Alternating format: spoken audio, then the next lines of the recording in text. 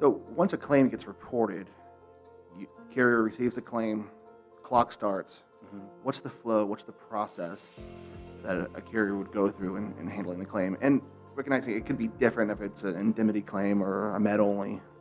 Right. So, So these days, there's a lot more triaging that goes on. We have triggers, and based on what's being reported, a claim could come in the door and be referred immediately to our complex team. mhm. And that's a team of highly skilled adjusters that are more in tune to some of our larger exposures, and they immediately, they might immediately engage a claim like that and bring on nurses or um, other partners to help manage a claim like that. Then, of course, you have your lost time claims, your run-of-the-mill type lost time claims, Sure. or medical only claims. So the claims are triaged. They go into areas, where they technically will get the best handling. Complex claims should go to the complex team. Lost time claims should go to the lost time adjuster, and the medical only claim would go to the medical only adjuster. Either way, in either area, the claim is investigated.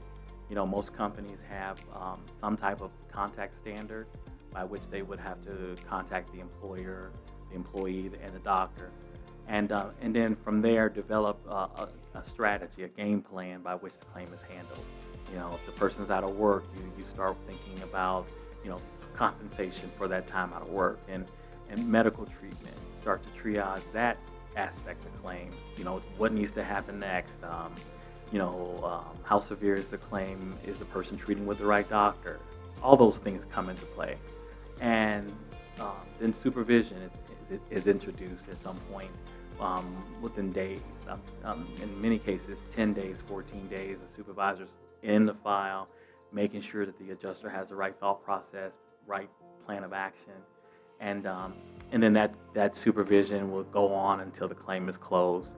And the adjuster, of course, is actively taking care of that employee, making sure that employee is paid what they're due while they're out of work, making sure the medical bills are paid and the treatment that they're receiving is authorized and appropriate.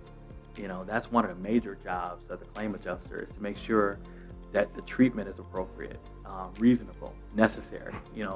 That's the job, to make sure that doctors aren't out here doing things or recommending things that are just totally out of the spectrum of claim handling or our handling of it.